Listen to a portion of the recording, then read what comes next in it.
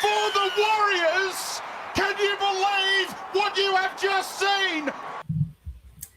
G'day and welcome to the GameDay Squad Rugby League Fantasy Show. I'm Stu, that's Dyl, and we are the Fantasy Bros. We've partnered with GameDay Squad once again to bring you everything you need to know to succeed in this season's rugby league competition. Dyl, welcome again, mate. 3-team previews down, just the 2 to go. Which clubs are in the spotlight in this preview? Yeah, g'day Stu, listeners and viewers. Hey mate, firstly, how good is it we've got footy back on the TV? We had a couple of preseason games last night, so we're pretty happy to see that. Plus we've got plenty of T20 World Cup cricket happening as well. We're just recording just after New Zealand beats Afghanistan in an unreal run chase, so I'm top of the world right now. Look at today's team focus for the rugby league anyway. We're looking at the Panthers, the Dolphins and Rabbitohs, and we've got some super fantasy relevant teams here in all three of those. Obviously the big announcement today as well coming out of the Brisbane Broncos that Payne Haas is likely to sign with the Rabbitohs, and man, between that, Latrell Mitchell and David Fifita, that's an unreal looking team in 2027. Yep, as always, we're going to go through the team's ins and outs. We're going to have a chat about some positional changes or role changes from last season. We'll talk about the brand new Stats Lab primetime competition, as well as the FantasyBros Sunday Showdown fixtures, as well as the most important one, or the big one that I really like, is the under 24 guns. We've got a number of them across these three teams, and so we'll have a big chat about some of the young guns in focus as well. Finally, we're going to talk about a couple of players that we think either should be in focus or maybe we should be fading as well. And then, as always, at the end of the episode, we are going to finish off with another massive pack opening so that the viewers and listeners can win some awesome prizes, some cards that they may need for this season. So if you are sitting there and you haven't done so already, make sure you like and subscribe across all of our socials. Keep up to date via @FantasyBrosAU. That's YouTube, Instagram, Facebook, Apple Music, Spotify, TikTok as well. Make sure you check out all of those. Yeah, absolutely. Opening just the one pack, but 14 teams will be available in that pack opening. You'd hate to get a diamond or a legend of one of the three teams we haven't covered yet, because they won't be going into the pack opening, but we'll talk more about that a little bit later on. As always, new users can definitely sign up now. It's definitely not too late. In fact, you're still super early. Plenty of time to go before that first round kicks off over there in Vegas. What better than to get started in GameDay Squad right now? Head over to the website or download the app, and make sure you use the code FBRL26. That's the special Fantasy Bros code. You'll get 3 9-player common packs just for doing so. You'll also get a whole heap of starter packs, which will give you plenty of bronze to enter in your free-to-play team. And you can start getting your classic side and your contender side rolling as well. So plenty of goodies available. That code, FBRL26. All right, Dyl, 3 teams to get through. Let's see if we can keep this one on the downside of the underneath an hour tonight. Let's see how we go. Do you want to start off by reminding us all how the Penrith Panthers went last season? Some of their key ins and outs, their positional or notable positional role changes, and then we'll go from there. Yeah, mate. Look, the Panthers had a bit of an interesting season. Hey, they finished 7th on the ladder, and they were pretty content to finish there. They didn't really put in too much effort at the back end of the season to try and get any higher. But it was the start of the season where we thought that the wheels had fallen off, and it was all doom and gloom for the Penrith Panthers. And it probably wasn't until about round 11 or so where they started to hit their strides a bit and get on with it. And they ended up with 13 wins, 10 losses, which is pretty unheard of. We'd had a whole lot of seasons where the Penrith Panthers were so dominant. So it was great to see that we allowed some other teams to have a bit of a shot at the premiership. But look, a couple of key ins for them is a couple of Warriors players in Tom Arley and Freddie Lussick. Obviously, just some backup there, some depth pieces from the Warriors, but potentially some decent losses from the Warriors, more so than some decent ins for the Penrith Panthers. Some key outs as well, again, probably just some depth pieces. Quite interesting that Dane Laurie has headed over to the Raiders when they've already got a number of great hookers over there. So I'm not really sure what they're going to do with Dane Laurie as well as the fullbacks there. So he might not even get a look in that 14 jersey. And then Sonny Luke over to the Cowboys. But for me, it's all about the prime time. They've got 12 games in 2026, and no doubt Nathan Cleary at the top of the list for a regular season round or a regular round in the season, but also he's going to be at the top of the list for those 12 games in that Stats Lab prime time. The best thing about that, you can play any rarity except for bronze in that prime time. So you could be loading up on a couple of diamond clearies in both the regular and the prime time competitions. Yeah, absolutely, mate. Let's start there with the prime time competition. Obviously, the Penrith Panthers are going to be heavily featured there, as well as the Brisbane Broncos. Now, we know a couple of key middle forwards there, and Isaiah Yeo and Payne Haas will be heavily played. There is an obvious player that won't be playable many occasions during prime time because they play so frequently on a Sunday during the FantasyBros Sunday Showdown, and that's Terrell May from the West Tigers, meaning it might be a little bit harder to pick some of our middle forward options. Is there anyone else from the Penrith Panthers that stands out to you? But here's a bit of an opportunity to maybe talk about a notable role change for Isaiah Papali'i. Tagged as a middle, but he's had a bit of a hybrid role where he came off the bench, played in the middle, played on the edge.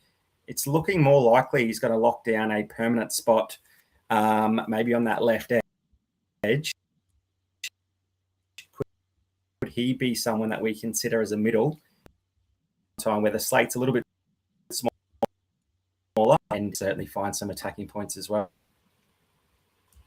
Yeah, I think you're completely right there. The decent options have dwindled a little bit with the smaller slate only playing the Thursday and Friday games for that prime time. So I think someone like an IPAP coming off the bench or even starting on the left side there potentially could be a really good option. Interesting, when he did come off the bench, he was playing 40 minutes. He was still averaging about 1 point per minute when he was coming off the bench, particularly the back half of the season. So he was coming off the bench onto the field and he was ripping and tearing. He just looked so fresh and he was keen to get involved and do whatever he could. So yeah, really keen to see how he goes and what that sort of final lineup looks like. We obviously won't get that final option until the second rounds or the second week of round one. Just a reminder as well, I know there was some discussion today in Discord. The Las Vegas games will not be included in the FantasyBros Sunday Showdown. So it's important to note there. So I think Isaiah Papali'i is a really good option when we do have the smaller player pool to go from, when we've got some limited options. I'm really keen to see how Brian To'o goes again this season as well. He's had obviously a number of injuries and he had a bit of a decreased role last season. So I'm really looking forward to how he goes. He's going to be the player in focus for me in a little bit. But in terms of under 24 players, we've got quite a few. Talk to me about Paul Alamotti, who, like we joked about a couple of rounds ago or a couple of episodes ago. Paul Alamotti, I thought he was a 40-year-old, the way that he looks, the way that he plays, but he is eligible for the under 24 competition. Yeah, just look at that list of names alongside Alamotti. We've got Isaac Tongo, Jesse McLean, and Casey McLean. We could have a pretty red-hot backline of all Panthers outside backs in that under 24 competition, and they're all, sometimes in consideration for a full slate as well. When the Panthers have a pretty easy matchup on paper, you're definitely putting in a bizzer. But we've played Paul Alamotti, Isaac Tungo, and Casey McLean with plenty of success in recent seasons. So I think they're going to absolutely set this under 24 competition alight. Alamotti, I don't know. I think someone needs to check his birth certificate. You're right. But if we can keep playing him in that under 24 comp, then new beauty. I think he's probably going to line up on the right-hand wing. If so, that definitely means positive news for Brian To'o on his more favoured left. Probably find the try line a little bit more often this season. But regardless, Alamotti and Tungo there on the right. It's a pretty handy place to be when Nathan Cleary's your half on that side of the field. They're definitely going to cash in at some point in the season. So I think, in an under 24 comp where we don't have that many players to choose from, whenever the Panthers look like they're favourites or plenty of points are going to be scored, I think I'm going to filter by Penrith Panthers first, and a few of them will certainly be in my squad. Yeah, the thing I really like about Paul Alamotti is when you search for him on the GameDay squad stats center, he's got an average of 33, but that doesn't include his final series. And you just have to go back to those 3 finals games that he played. His average skyrockets to 50 GDS points. in just from those 3 games on top of his regular season. In the final series alone, he averaged almost 2 tries per game, a massive 8 tackle breaks per game, and then adding on top of that an average base of run meters and tackles of 30 GDS points. So look, I feel like some coaches who aren't as savvy with the finals in particular and some of those stats, they might go past a Paul Alamotti because of that 33 GDS points that they see there. But I think he's just a lock and load for that under 24 comp. And look, we did see as well throughout the season, he did get the kicking tee every now and then when Nathan Cleary wasn't able to kick. So there's every opportunity that throughout the season that might happen again, particularly around that origin period. All right, talk to me about Brian To'o. It could have been an easy option for you to choose Nathan Cleary as your Panthers back in focus, but you don't need to be, an astute GDS coach or rugby league fan to know that he's one of the best players in the game. And if you own a Nathan Cleary card, you should definitely be looking to play him most weeks. But Brian To'o sort of came back down to earth a fraction last season. Why are you putting or restoring your faith in him this season? It's probably, again, a little bit like the Paul Alamotti story. And as you said, he came back down to earth a little bit, Brian To'o, but I still think he's one of the best options in the wing position that we have this season. 2025, not one to forget, but maybe not one to write home about as well. He's averaged 46.7 GDS points across his 13 games, obviously in and out of the side with some injury concerns, etc. But that was well down on his previous year's average of 54 GDS points across 21 games. But I think for me, it's the floor and then that elite upside that's really hard to ignore. We know what kind of game we get from Bizza. We know that he likes to run hard. He likes to break tackles, make as many meters as possible. And then on the end of a backline shift with Edwards sweeping around on the left, he gets that ball out wide and he scores in the corner. So if we know that that's what we're going to get from Brian To'o, then I think it's wheels up again for me. The regular season in 2025, he averaged just shy of 200 run meters per game again. So if we get that each and every week, that already is a massive addition to his base scoring. He has 5 tackles, as most wingers, that he doesn't tackle as much, but it's the 5.5 tackle breaks per game that I really love. That's a base and power there, average of 40 GDS points per game. We talk about the wing position being super volatile. If we can lock 40 points in each and every game with then that upside of a try, where last season he averaged 1 try every 2 games. If he can do that, that was 2024. He'd just below that in 2025. But if he can go back to that 2024 of about half a try every game, then I think he's just going to be one of the best wingers again. And he's going to probably return to that rightful spot at the top of the averages for wingers. So, yeah, that combination of floor on top of his attacking upside, I think, a much better option than a lot of other wingers where they don't have that consistent floor. And it means that we're only relying on try scoring stats from those wingers. Yeah, just the 5 tries in 13 matches last season. We go back to 2024, like you mentioned, his average was about 7 points more than it was last season. He had the 12 tries in 21 matches. So naturally that average is going to be high with those tries and line breaks. Hopefully with a move back to the left-hand side of the field, that was a pretty fortuitous side of the field in terms of point scoring for both Casey McLean and Tommy Jenkins out there. We saw Casey McLean probably halfway through the season finally learn how to pass the footy, and Tommy Jenkins was cashing in over there. So look, if Bizza can definitely look, I think he can easily get to double digits in tries, and that'll go a long way to improving that average. And we know he's just so damaging. There's been countless matches where he's had 10 plus tackle breaks. I think he might have had was it a 21 or a 22 tackle break match in one game? And if someone's got that sort of ceiling, there is absolutely no way you can leave him out, particularly on a smaller slate. It'll just be nice to have a couple of headaches in the winger position. Last year it was just sort of easy on who you jam in there, but we got a few good options.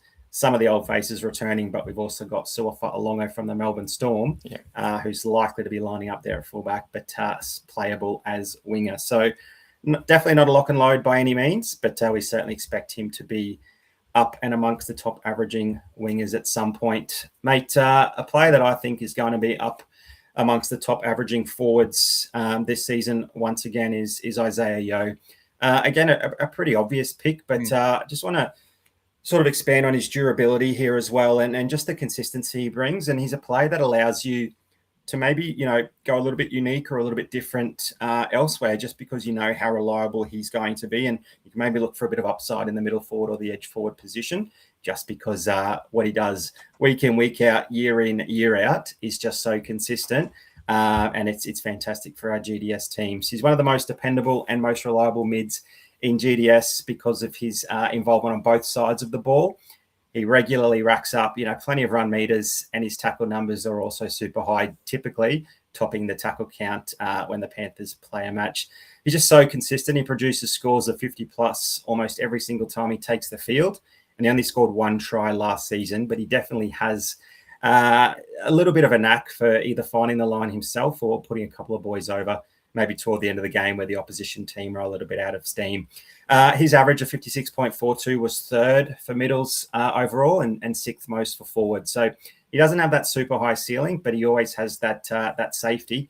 And you don't have to play him when he's named on the bench coming back from Origin. That's the beauty of it. So the average you're getting is probably a touch closer to 60, because that average does come down a little bit in reduced matches through Origin, or during that period, or when he returns and has a couple of less minutes under his belt. So he doesn't have that high ceiling like Payne Haas or Terrell May, but you don't need him to. You just know he's going to get through that work.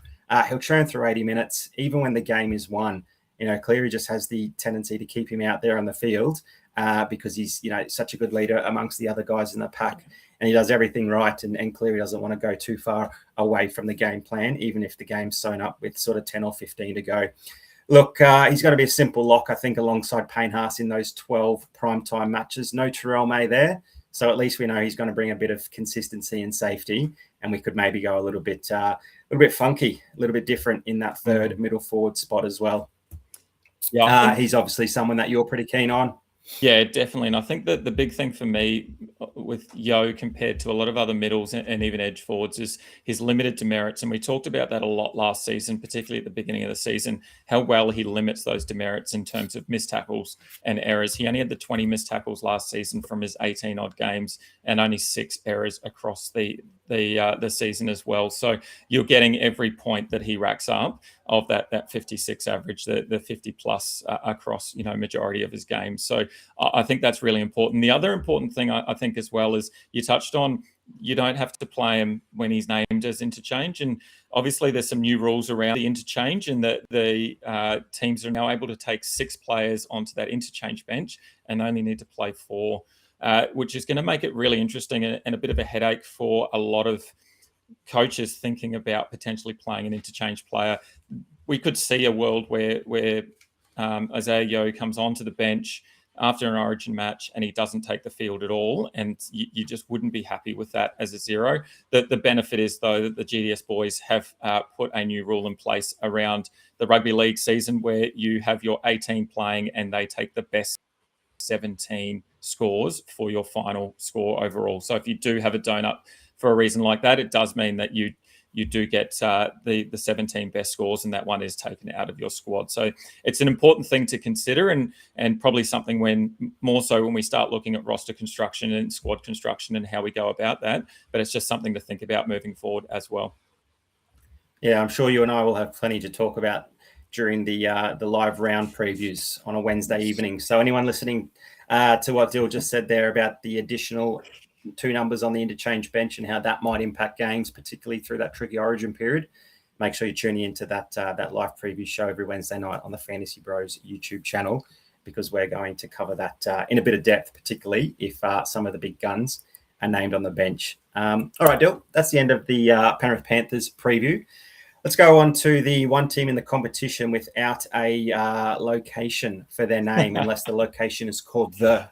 Talk to me about the Dolphins and how they went in 2025. I will always call them the Redcliffe Dolphins. I cannot help myself. They are from Redcliffe. I will call them the Redcliffe Dolphins. Look, yeah, the Dolphins, the Finns, as they are aptly known, they had a pretty decent season. We gave them a B overall. They had the 12 wins, the 12 losses, finished just outside the 8. They had some really unreal attacking performances throughout the season, but they were also a team that we could reliably play some decent GDS players against, knowing that their defense wasn't as good or up to scratch in a lot of games, particularly playing fullbacks against the Dolphins.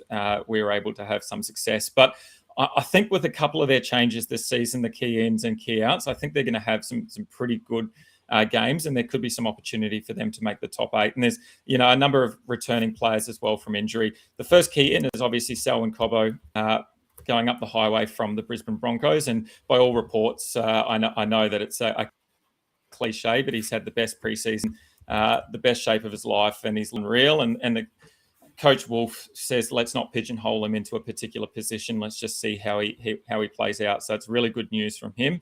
The key outs, Kenny Bromwich has retired. Max Fine has headed down to the Titans, and then Mark Nichols has also retired. A couple of returns from injury. Thomas Flegler and Tom Gilbert should be returning from injury as well. We haven't seen Thomas Flegler for a number of seasons now, so that should be a big end for them.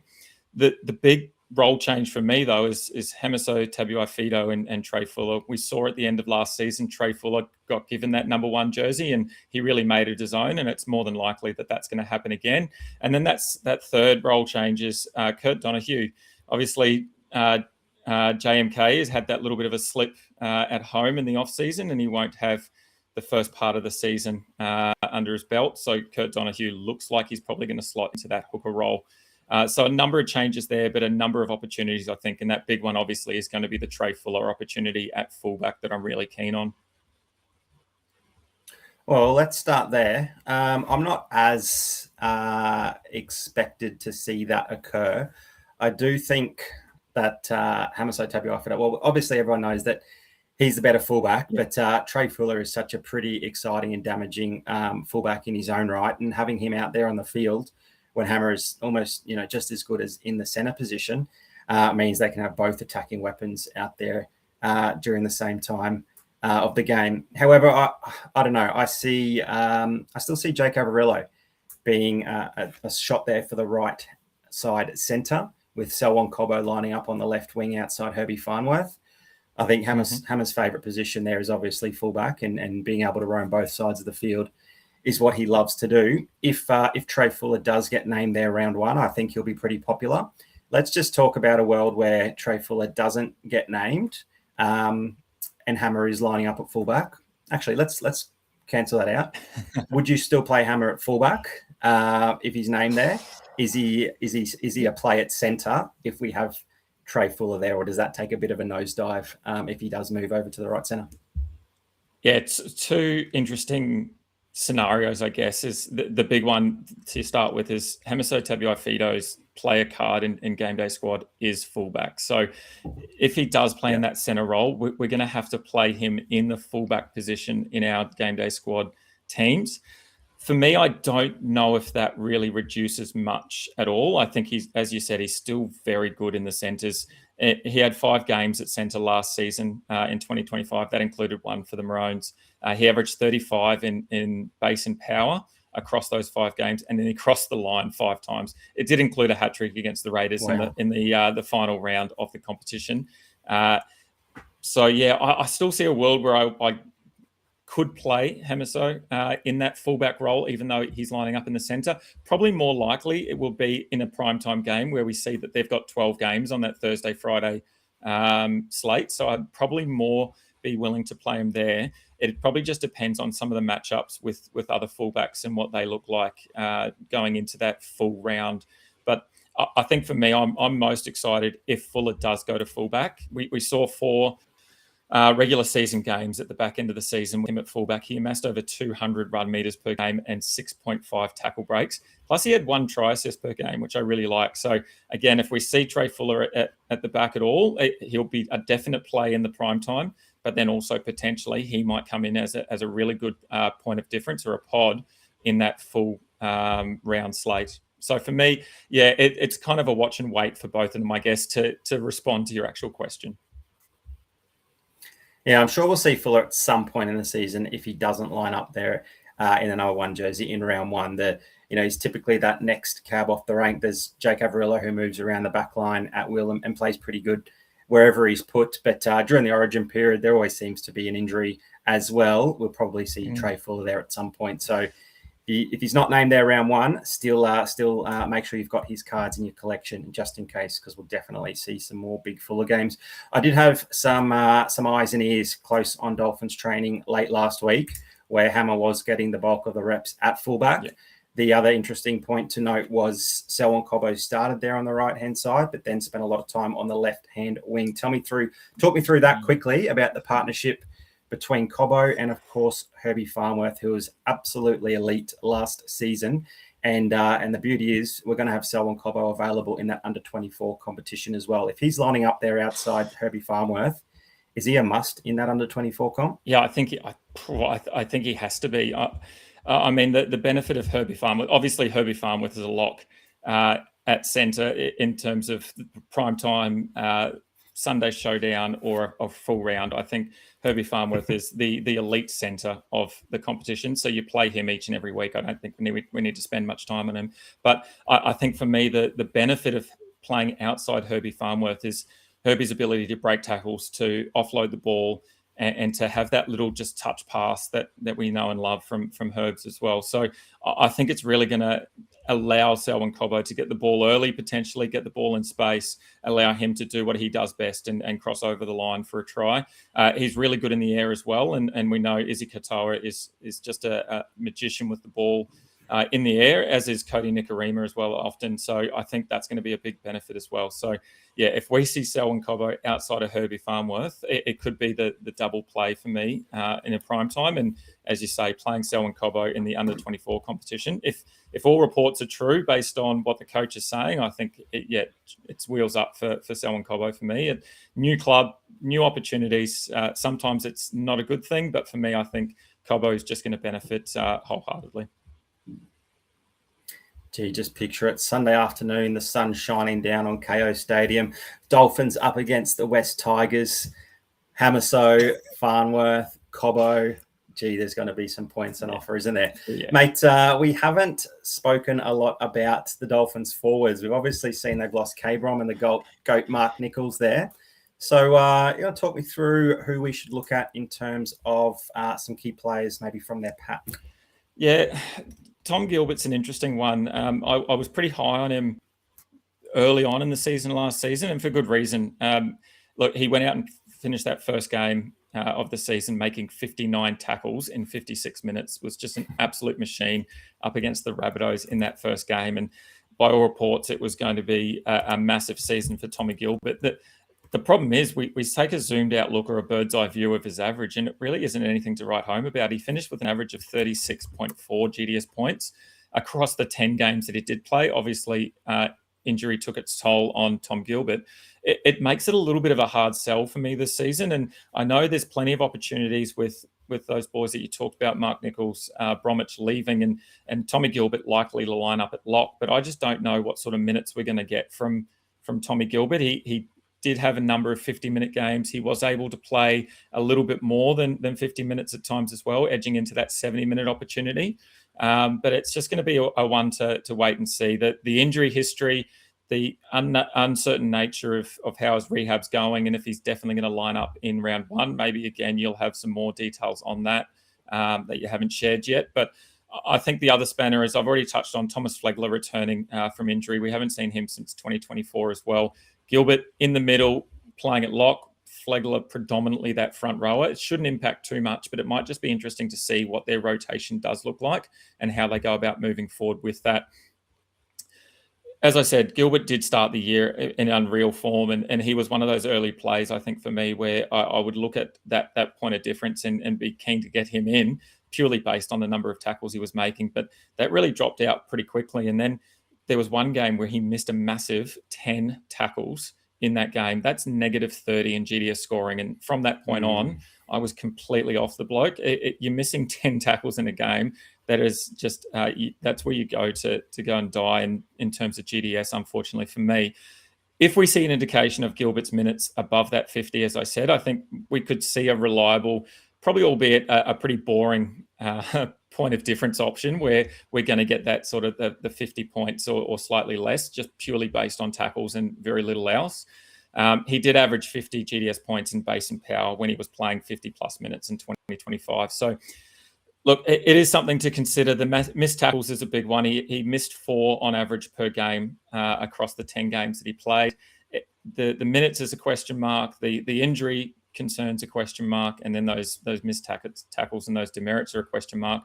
But surely someone in that Dolphins pack has to score and has to play some big minutes. So Tommy Gilbert's going to be that watch and wait for me and just see where his minutes fall. The other one, obviously, as I touched on, is Thomas Flegler, and if he can return to what he was playing 2 years ago now, or almost 3 years ago, it'd be great to see him in the Dolphins side and putting on some big GDS scores. But again, coming back from injuries, especially the big ones, I just think it's a watch and wait for me. Yeah, the two Toms could play a pretty pivotal role for the Dolphins at some point this season.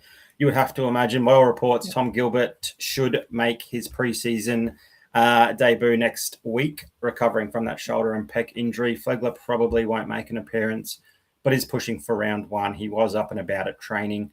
Plenty of errors is what I heard, but still ripping and tearing and getting amongst it. So probably just that that lack of quality game time and skills and that sort of thing. So still a couple of errors in him, but look, at some point, surely, let's hope, fingers crossed, that his career was just about in jeopardy, really. Yeah. Fingers crossed he can make a return and goes really well. But yeah, I think the Dolphins, whenever they've got a match, it's all about their backs. And there was a reason why they scored so many points. Yeah, their forwards did a job.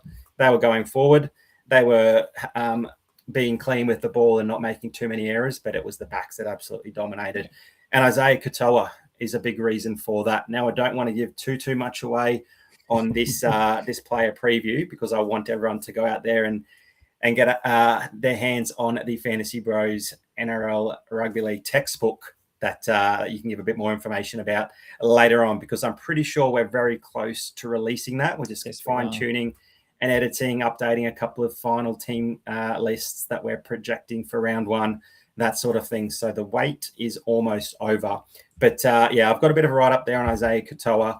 And I think his 53 GDS point average from last season is a little bit misleading. He was the 7th best half in terms of average, but his durability and the fact that he played all 24 games means he finished as the 4th highest point scoring half in terms of total points, which is pretty important as well, meaning, when other players are out due to origin or, maybe succumbing to an injury, he's typically getting out there and getting that 50 plus GDS point average, which is pretty handy.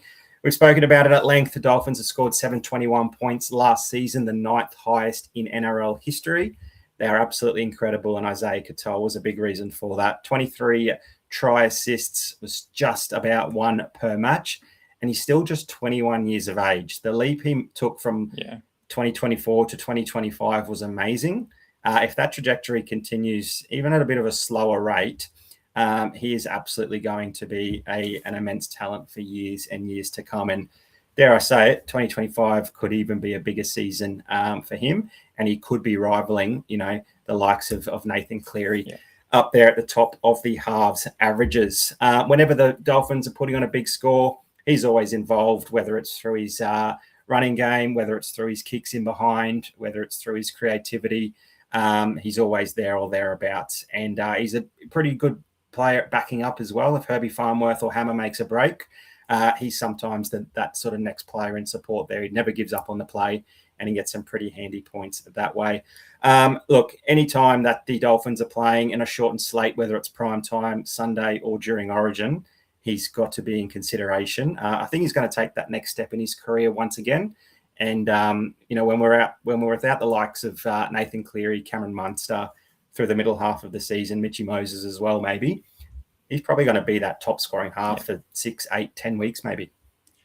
Yeah, I think coaches really need to go out and get as many ICAC cards as possible, really. Like, if you think about it, prime time plus the regular slate and then your under 24 squad, I think you're going to need 3 options across those 12 primetime games as well, or any of the FantasyBros Sunday Showdown. So yeah, I'm really keen to get as many Izzy Katoa cards as possible, because I think he will be one of those regular halves that we play week in, week out, on top of the special competitions as well. And I know a lot of coaches sort of felt that way come the back end of the season. We're playing him pretty regularly alongside the likes of Hines and Cleary as well. So I think Izzy Katoa, just he will continue in leaps and bounds, and he's a big reason why the Dolphins are one of the best attacking sides in the competition, and hopefully they continue that this season, and we get to see plenty more of that. Obviously, they do let in a lot of points, and it just means that they need to score just as many to try and stay with their opposition, which I'm pretty happy that they do that. I don't mind if they let in 50 as long as they score 50 as well. Yeah, the 38-36 type games are incredible for a game they scored when you've got all of their backs in your lineup. Righto, mate, we've covered the Panthers and the Dolphins, two pretty explosive attacking teams with plenty of backs to target. The Rabbitohs weren't that great in 2025, were they? But you've got some renewed hopes for 2026, I imagine. Oh, definitely do I. Yep, look, 14th on the ladder. 9 wins, 15 losses. Obviously a really tough season for the Rabbitohs. They lost Cameron Murray at the start of the season for pretty much the whole season. Cody Walker was in and out of the side. Latrell Mitchell had his own issues as well. There were plenty of injury concerns there, and obviously that just means that they can only get better and better this season. And one of the big reasons that I think they're going to be better is that key in from the Titans, David Fifita, and that's a huge signing for them, and I think he will slot straight into that. And no doubt we're going to spend plenty of time talking about the deadly left side of the Rabbitohs attack. Adam Elliott also joins the squad from the Knights. I don't know if he's going to have a huge impact, probably a bit of a depth piece there, because the big return is Cameron Murray coming back from that season-long injury. He's probably going to slot straight into that lock role as we've seen him play in the past. So that's a big in for them. The notable role changes that we've got there, Latrell Mitchell and Jai Gray, a bit similar to the Hammer versus Fuller conversation. Jai Gray likely going to play that fullback role with Latrell Mitchell in the centres. Are you pretty keen on Latrell Mitchell in the centres, or is it a bit of an avoid considering he once again has the fullback tag?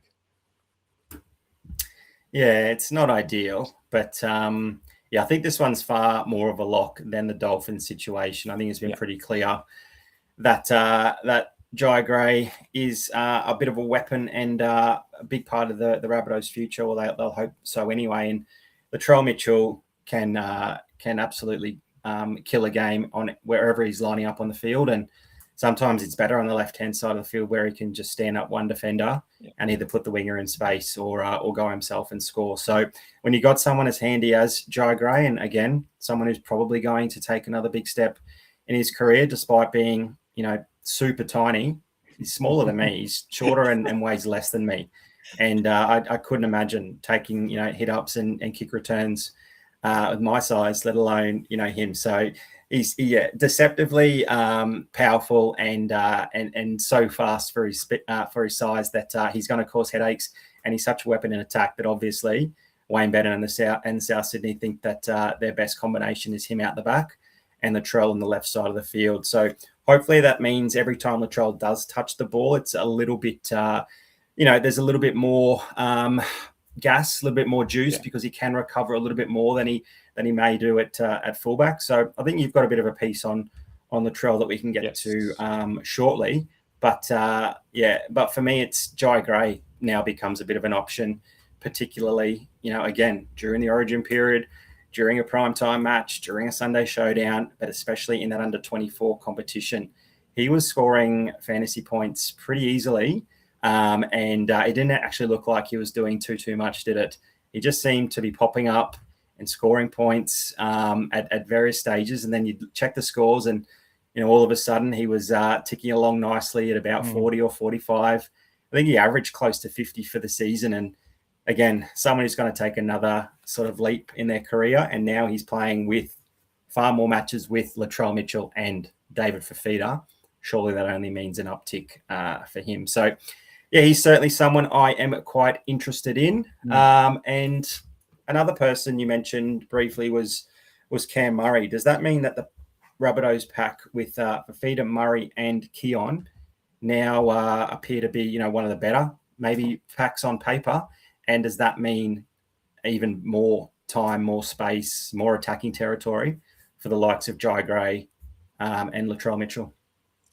Yeah, it really does look good on paper, doesn't it? And it's obviously going to be interesting to see them all come together and play and see how they all gel. But I think for me, look, 10 primetime games this season, I think there's not going to be a primetime game where I don't have all three of those blokes in Fafita, Kalonga-Matangi and Cameron Murray in my side somewhere, along with the likes of Latrell, Jai Gray. We could have a stacked Warriors, stacked Rabbitohs side for that primetime competition. The one that I really am interested in is how Cam Murray returns to the Rabbitohs. He's only played 15 games across the last 2 years, so hopefully we can get a bit more of a season out of him this season. He does know how to rack up some GDS points, though, when he is on the field, and he does that mainly through that lock roll of just tackle, run meters, and then the occasional offload. So his floor is actually super high. Look, he's averaging 50 GDS points in base in 2024. So if he can replicate that again, he has a little bit of creativity, but I think for me, it's all about the consistency of that base and power score and knowing that we're going to get at least 50 points from him each and every week. It's a nice, easy one to lock into our side. And we've talked plenty of times about how much we love a safe floor and to play some of our fantasy squads a little bit safer. The other player, as you touched on, is that Jai Gray. And look, I think we need to wind it back a little bit for context. A lot of people probably don't know, Stu, how short you are. And how much of a jockey you look like. So just to put it into... No, I'm kidding. But you're right, Jai Gray, he's just an absolute terror on the field, isn't he? The little bloke is just an absolute machine. He's not intimidated by anyone. And he racks up the run meters. He makes his 5 tackles a game. And then he also has those 4 tackle breaks per game as well. So there's a whole lot of attacking stats and a whole lot of reasons to be playing him. I think it's going to be one of those where we play Jai Gray, we play Reece Walsh, we play KO Weeks, and that's our back line for the under-24 competition. I can see that majority of the time. Add in maybe a Iongi or a Paul Alamotti, and it's looking really strong across that under-24 competition, isn't it? Oh, absolutely. I'm getting excited thinking about it. Jai Gray, 5'7", 78 kilos. I think you nailed it. There's definitely a career available for him once rugby league is done and dusted, and that's mounting a 4-legged beast and running around a large turf track. He would not look out of place in a jockey room. You are absolutely spot on. All right, mate. Let's get on to the big guns. We've teased them a little bit so far. I don't think we've had two bigger names on the same slide at all this preseason. Definitely two big names that promise a lot. Can they deliver in 2026? Let's talk about Latrell Mitchell first. Yeah, we couldn't really go at a Rabbitohs episode without going into depth about Latrell Mitchell, could we? He's got enough controversy surrounding him at the best of times. So let's have a jump in and have a chat about Latrell Mitchell. He comes in the season looking very likely, starting in that centre, as we said. The key for me, though, is the big thing is that he's going to be situated outside Walker and then David Fafita, the man that you're going to discuss as well. And I think that is the absolute key. If David Fafita can draw 2 or 3 players onto him, as we've seen plenty of times in the past, and still get an offload, I think Latrell Mitchell is going to be away for all money. It is a bit of a backward step, though, for me as well, in that Latrell Mitchell is one of those players, again, who is probably a backwards out of position player that we don't really like as much. He's going to be playing in the centres. We're going to have to play him in that fullback role. We've only got a couple of options at fullback, so it might be one that we just have to sit and take a little bit longer and a bit deeper to think about. Is it definitely the right play each and every week, or is it more of a matchup-based play that we're looking at? And for me, at the moment, it's probably a matchup-based play. I don't think it's going to be an automatic in, just because, as you said, he's not going to get as many touches of the ball. But on the flip side, he's probably going to be a little bit fitter. And we did see a lot of times last season where he was gassed after 1 or 2 plays. But on the flip side, if he gets the ball in hand and he can just make something out of nothing, we just have to go back a couple of seasons when he was on about 10 GDS points and then had a line break against the Broncos, fended off 2 players, went about 80 metres and scored a try. And he went from 10 points to about 100 GDS in that one play. And I couldn't understand it. I was fist pumping up until that point because I'd faded him, and then was absolutely devastated that he'd finished like that. But that's what Latrell does. He just can make something out of nothing, and he's done it plenty of times before. In 2025, Trell played the 5 games at centre. That included 3 of the Origin games as well. During that time, he averaged 10 tackles, 90 run metres, 143 kicking metres, which was interesting. He did have that one massive game against the Roosters where he kicked for 568 metres in play. He also had 0.8 goals across those 5 games and then 2 tackle breaks as well. So it's an average base and power of about 30 GDS points, which is actually a lot lower than his output at fullback of 47 base and power in 2025. But if we go all the way back to 2019, Trell's last full season in the centres over at the Roosters, he scored 18 tries in that season and he kicked an average of 4.2 goals per game. So if we can see that again, if he can go back to that kind of form with that deadly left side that the Rabbitohs have got, I feel like it's one of those things where I think we're going to be playing Mitchell more often than we're not once we see it first. He is going to sit in my reserves for the moment, but once I see some of that solid production and we see some of that game-breaking ability again, I think it's one that we're not going to be able to resist.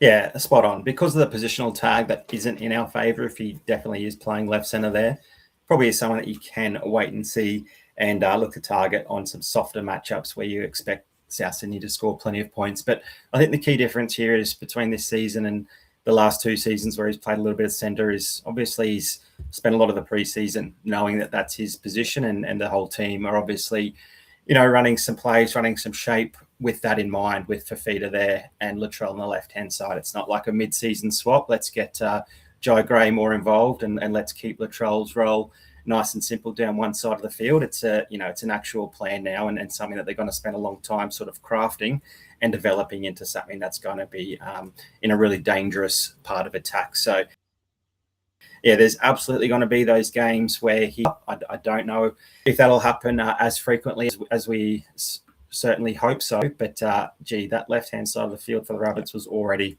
one of the best in the competition.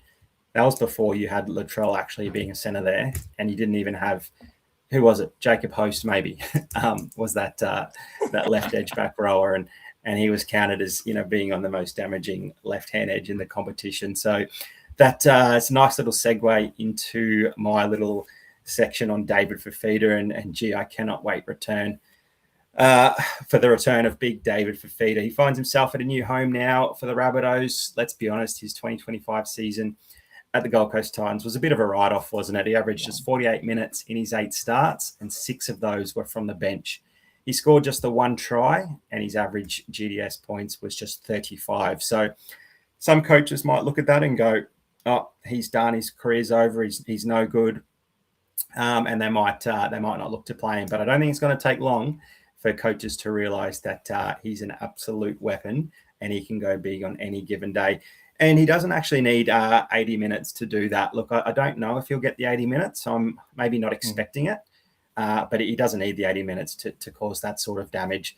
Let's look back at his 2024 numbers for a little bit more context. He played 20 games there for an average of 59.7 GDS points, and that was only with 4 tries scored. So an average of 60 would see him finish as the highest averaging edge from last season. So if you can just go back to that 2024 season with the 4 tries, he would have been the top averaging edge forward for last year. Now he's at a much better team or where a team is more structured to go down his side. So I can definitely see him returning to those sorts of numbers. Cody Walker, Latrell Mitchell, Alex Johnson, they're always, in the points for the Rabbitohs. And if they're not scoring tries, then they're making breaks and Latrell's good enough to sort of pick up a loose ball or do something himself, even if he has to move a position or 2 to the right or the centre of the field. He'll want to go looking for it against some of those weaker teams. So will David Fafita. We've seen him do that before. I think he was against the Newcastle Knights. It might have been he scored 3 tries, and one of them he just tapped the ball 10 metres out and ran over about 3 or 4 blokes and carried them into the in goal. It looked dead set like that under 10 or under 12 match, but he can do that because he's so big. Look, he just needs to start the season with a lot of confidence. He just needs to do the simple things right. He needs to hang on to the footy. He needs to make his tackles, and the rest of it will eventually come. 60 to 65 minutes might become the norm for him, but there's going to be plenty of matches where he breaks a handful of tackles. He'll score tries. I'm pretty tempted to play him in round 1, but I like Latrell might just have to wait and see how that role plays out first. What do you think? Is he going to be in your team round one? Yeah, it's hard to play him. He's such a dominant player when he is on, but the question is going to be, is he going to switch on from the very beginning? And we've talked a lot about his back end of his Titans career and how he would miss out on the play and then go and hide himself behind the ruck, behind the play the ball, and not get involved at all. And I really hope we don't see that from him.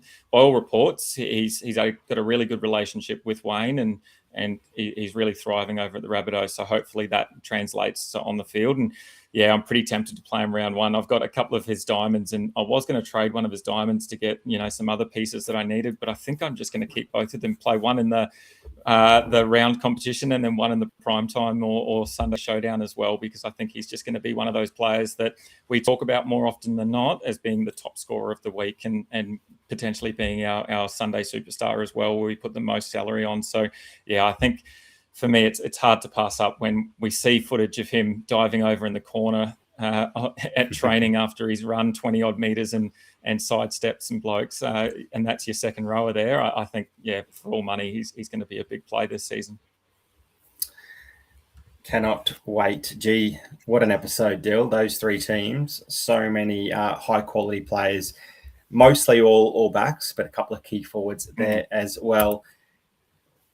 That brings us to the bit of pack opening time. I think you've got a pack that you're about to open, and viewers will be pretty pleased to know that there will be about 14 teams that we are looking for. So if this is the first team preview that you're watching, Dyl and I will open up a pack. It'll be a unique pack, I believe, and any player that gets pulled from tonight's three teams in the Panthers, the Dolphins, and the Rabbitohs, plus any player that comes out of the pack from any of the 11 clubs we have already previewed, will also go into the giveaway pool. And to enter that giveaway pool, to have a chance of winning any of those player cards from the last three episodes, from tonight's episode, and the final one in a couple of days' time, you simply need to head over to the Fantasy Bros YouTube page, like the video and comment which player you think is going to be the MVP from that particular show. So you might pick a Panther, a Dolphin, or a Rabbitohs from tonight's show, who you think will be the VIP for the MVP for their team. That means you're going to have plenty of entries into that giveaway, and all those winners will be drawn during our first live preview round show on the 4th of March, just before the season commences. So, Dyl, we've got 14 clubs that we can pull. What's your tip? How many are we going to pack from those 14 clubs, do you think? I'm going to say all of them go into the player pool giveaway today. I reckon we don't get any of the final couple of clubs that we need to look at. So I've opened the pack as you were talking there, mate. And once again, we got the big pack opening, or the big pack reveal. So we do definitely have at least a diamond in here. So let's get underway. All right, kicking us off, we've got a Cam McInnes for the Sharks. That is a plat. We've got a plat Payne Haas. Wow. That's really all you need. You just need a plat Payne Haas to get you through this season. What a great card to get into that player pool. The wrong for feeder, unfortunately, Jojo. He should feature throughout the season. That's a plat as well. We've got Scott there with the plat from the Panthers. We've got an Egan Butcher from the Roosters. He won't be going in. We've got a couple of diamonds. We've got a Tyrrell Sloan from the Dragons, so he won't be making his way into the player pool either.